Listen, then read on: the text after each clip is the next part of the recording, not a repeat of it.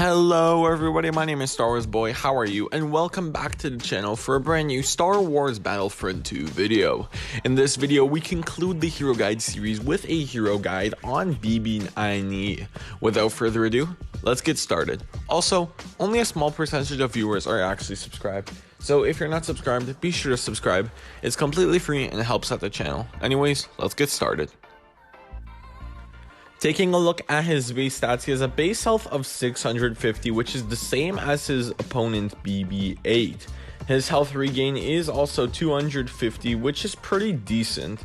His weapon is his shock rod, which is a pretty unusual weapon to be in a Battlefront game. However, unlike BB-8, it actually does less damage, coming in at 24.03 seconds. The range of his shock prod is only 5 meters, matching BB-8's. Moving on to his abilities, his first L1 ability is called Smokescreen and has an 18-second cooldown. BB-9E deploys a dense smokescreen obstructing enemy vision while revealing their positions at the same time. The duration of this ability is 12 seconds. As for the pros, it does reveal enemies. BB-9E's wall hacks are essentially merged with this ability so that you'll have smoke and wall hacks at the same time. It does also lower saber lunges, which I guess is pretty good. As for the cons, it does make it harder for you to see. Yes, you will see enemy outlines with the wall hacks, however, it's just going to be more of a pain than a good thing. It also is not very effective for enemies. Yes, you will be smaller, however, saber heroes will still be able to lunge at you, even if it is from a shorter distance. Overall, this ability is pretty decent. It doesn't hurt to use, however, it's not going to change the course of your kill streak. His R1 ability is called Charge Up and has a 15-second cooldown. BB-9E emits a pulse that prevents shock prod and many friendly blasters in the vicinity from overheating. In addition, close by allies will have their abilities recharge time reduced. As for the pros, it does give your allies and you no overheat, which is a great thing. Who doesn't love that?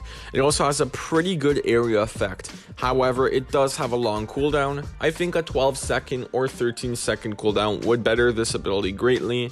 And yes, 15 seconds, a 2-second difference is not that much.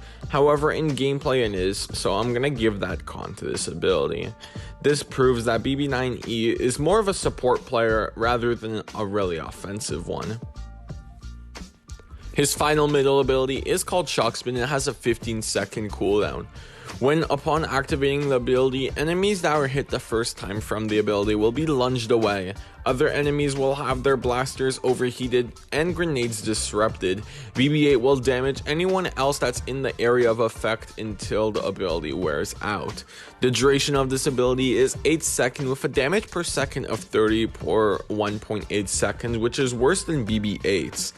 As for the pros, it does have good damage and a great area of effect. This shock spin is pretty good, however, it's much worse than BB-8's. It sends enemies farther away, and they will immediately know when you've used it on them. The first time you use this ability on an enemy, it's going to launch them further away, and if you're not on a map with ledges, then this is going to do absolutely nothing and just harm you, as they're going to be far away and able to shoot at you. It's also much easier to see, as BB-8s will not notify you when you're taking damage, and the only way to really know is to look at your health bar. However, not only is the damage per second worse, you will be lunged straight away when the ability is used on you, so you will know when a BB-9E is around. Overall, this is his best ability, but it's not that good either. Moving on to his star cards, these are 3 star cards that I personally recommend to use in Galactic Assault. The first one is called Link Systems. For every 4 successful enemy stuns, the shock prod's damage is increased by 1 to a maximum. This effect is reset when BB-9E is defeated. The damage increase goes from 2 damage to 8 damage with a maxed out star card. BB-8's shock prod damage is pretty bad, and so adding damage to it is going to be pretty good, and the same goes for BB-9E. The more damage you can add to his primary function is going to be a lot better overall, as you're going to be able to take out enemies much faster. Next up, we have Supercharged. The radius of charge up is increased from 4 meters to 7 meters with a maxed out star card.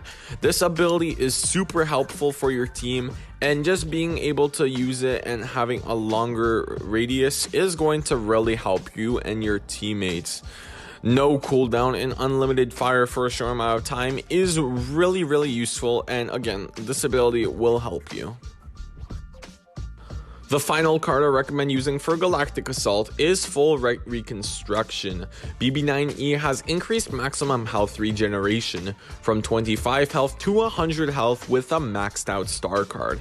BB-9E is not the greatest of heroes/villains, we all know that, so being able to regenerate more health is going to be really helpful because BB-9E is really hard to get kills with. So being able to regenerate health by default is really going to help you when you're trying to go on a kill streak with him. As for his best maps, these are 3 maps that I personally feel like BB-9E does best on. The first map is Death Star 2, and I choose this map mainly because it has some really close quarter areas. The main reason I hate BB-9E's Shockspin is mainly because it throws enemies really far away from you. However, in the hallways of the Death Star 2, this is actually not going to happen as they're going to bounce off the wall and come back to you. And BB-9E is also pretty fast, so being able to escape will be really good. The next map is Star Killer Base. BB-9E and BB-8 are both great at this map, as BB-9E's Shockspin is actually useful for something. If you just simply go down the stairs and use your Shockspin, then you will launch all the enemies away from the objective, being able to hold it for a short amount of time. So this is going to help you and your team a lot. The final map is Hoth, and mainly for its last phase. In the last phase, if you're lucky, you can launch enemies with your Shockspin off the objective into the abyss of the crevices in the caves. So this is really going to help you. Again, it's pretty hard to do that, and yes, you have to be sort of lucky. However, it's just the 3 maps that I personally feel like you can abuse this Shockspin, as I don't think it's very good and it needs some specific areas to excel on. Now, moving on to some tips and tricks for BB-9E. The first is that he has 3 passive abilities, not just 1. All heroes in the game have health on kill passive ability, except Bosk.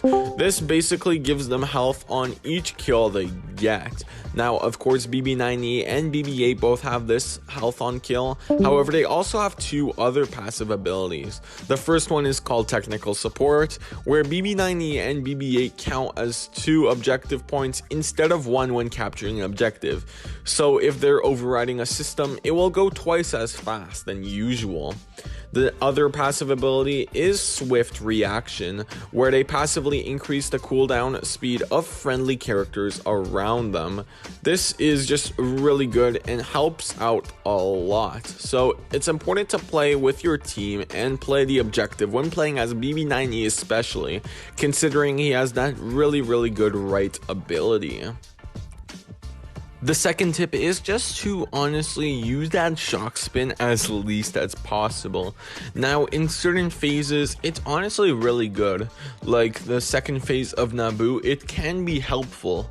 However, in phases like the third phase of Naboo, you're just going to be doing yourself harm. You're going to be pushing enemies farther away from you, making it harder for you to kill them, even if they are low. This Shockspin ability is honestly designed really poorly, and I know a lot of people do like it, but me personally, I don't. So that is going to be it for this Hero Guide, guys. We are finally done after doing this series for many months now. Next week, we'll be doing a video on how to get kill streaks as Blaster Heroes and as the BB units. Following that, we'll be continuing the reinforcement guides, which I did start with the ARC Trooper all those months ago, while doing finally the class guides. If you did enjoy the video, be sure to leave a like and subscribe if you haven't already. See you guys next time. Bye, and may the Force be with you always.